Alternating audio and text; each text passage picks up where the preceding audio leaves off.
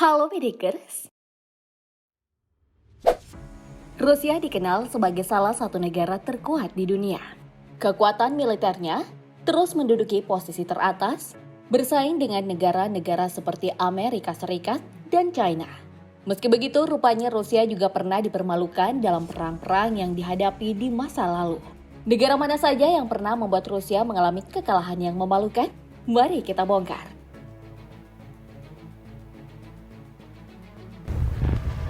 Sejarah mencatat, bangsa pertama yang melakukan invasi ke daratan Rusia adalah bangsa Mongol pada abad ke-13.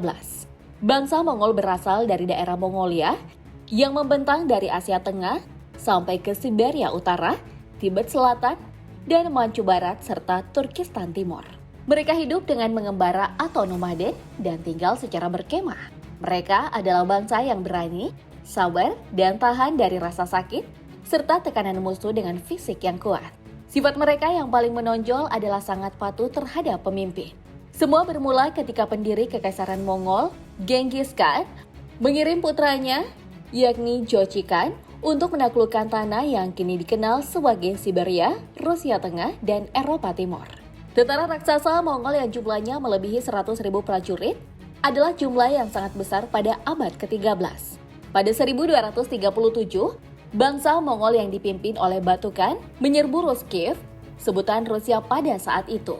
Mereka menyerbu membakar gereja dan biara Rusia, sama seperti yang mereka lakukan saat merebut semua kota utama Rusia seperti Ryazan, Kolomna, Moskow, Vladimir, dan Tver.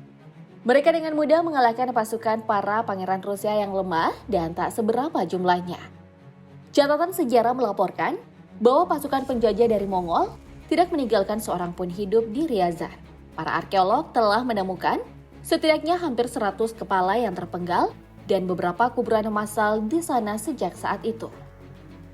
Invasi berlanjut hingga 1242 dan invasi ini merupakan pukulan telak bagi tanah Rusia.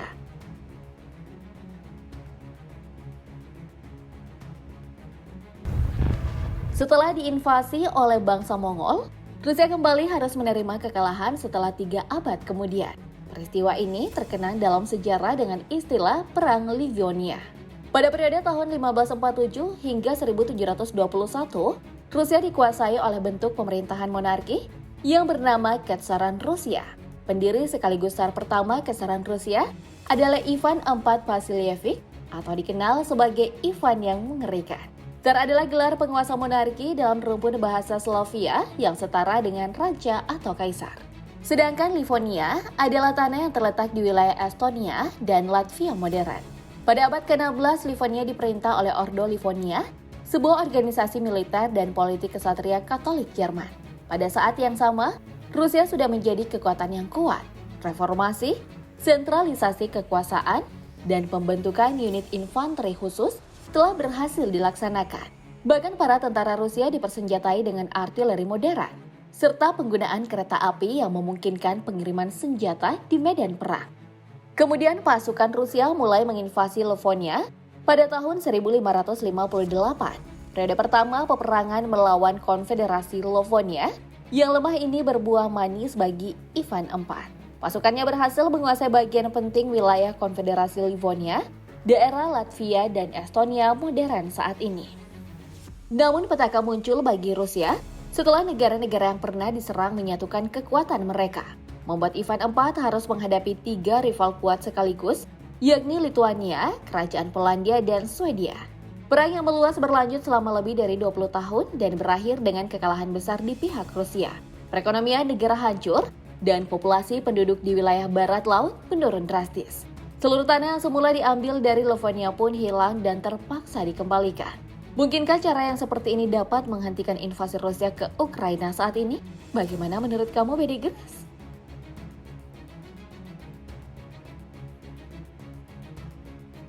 Beralih ke peristiwa kekalahan Rusia selanjutnya, yang kita tahu hubungan bilateral Rusia dan Turki tak selalu berjalan mulus. Ternyata konflik ini sudah mendarah daging sejak berabad-abad yang lalu. Sejarah mencatat sejak Turki dikuasai Kekaisaran Ottoman, kedua negara kerap berhadapan di berbagai medan perang. Berawal dari keinginan Kekaisaran Ottoman Turki dan Kekaisaran Rusia yang sama-sama ingin memperluas wilayahnya, menyebabkan pecahnya perang pada 1568 hingga 1570 dan berakhir dengan kemenangan Rusia. Perang antara dua kekuatan ini kembali pecah pada 1676 yang diakhiri gencatan senjata selama 20 tahun yang ditandai perjanjian Bakhchisaray pada 1681. Namun pada 1686, Rusia mengkhianati perjanjian tersebut dan bergabung dengan koalisi Eropa yang beranggotakan negara-negara anti-Turki seperti Habsburg, Austria, Polandia, Lituania, dan Venesia. Hal ini menyebabkan pecahnya perang Rusia-Turki yang ketiga. Peperangan Turki Utsmani dengan Rusia kembali terjadi pada tahun 1710. Pada waktu yang bersamaan, Rusia di bawah pimpinan Tsar Peter Agung sedang melawan kerajaan Swedia. Akibatnya, kekuatan Rusia banyak dikerahkan untuk melawan Swedia. Turki Utsmani melihat kesempatan ini untuk menyerang Rusia. Turki Utsmani memperoleh kemenangan, sehingga wilayah Azov dapat direbut kembali oleh Turki Utsmani. Selain itu, Turki juga menghancurkan semua benteng di pesisir Laut Azov yang membuat Rusia kehilangan akses Laut Hitam.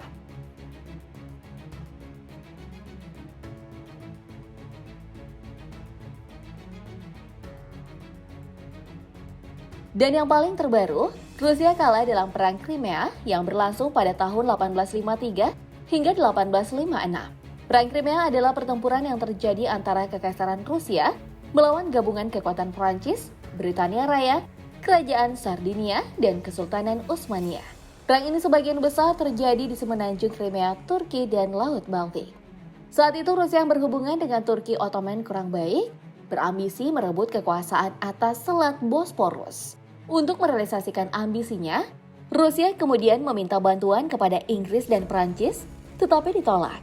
Dalam konflik ini, Inggris dan Prancis malah mendukung Turki Ottoman, sehingga meletuslah pertempuran di semenanjung Crimea yang kemudian dikenal dengan Perang Crimea.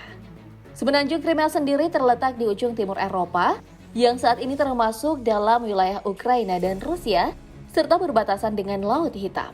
Perang dimulai pada 1853, saat Rusia mengirim pasukan militernya ke wilayah Moldova dan Wallachia, yang saat itu menjadi bagian Kesultanan Utsmania. Menanggapi hal ini, Kesultanan Utsmania segera menyatakan perang terhadap Rusia pada Oktober 1853. Kesultanan Utsmania kemudian mendapat dukungan Inggris dan Prancis. Meski demikian, Rusia masih berhasil meraih kemenangan dalam pertempuran di Laut Hitam pada November 1853. Pasukan sekutu yang terdiri dari Kesultanan Utsmania, Inggris, dan Prancis pun membalas serangan Rusia. Mereka berhasil menguasai daerah strategis Rusia, Sevastopol, pada Agustus 1855. Dari perang ini, Rusia tidak kehilangan banyak wilayahnya, tapi kehilangan hak untuk memiliki armada di Laut Hitam. Sistem keuangannya pun menderita dengan besarnya utang perang. Selain itu, Rusia kehilangan pengaruhnya di Moldavia, Wallachia, dan Serbia. Secara umum, perang tersebut sangat merusak reputasi internasional Rusia. Itulah deretan kekalahan yang pernah dialami oleh Rusia. Kalau di zaman sekarang, kira-kira negara manakah yang bisa mengalahkan Rusia? Jawab di kolom komentar ya, Medigers.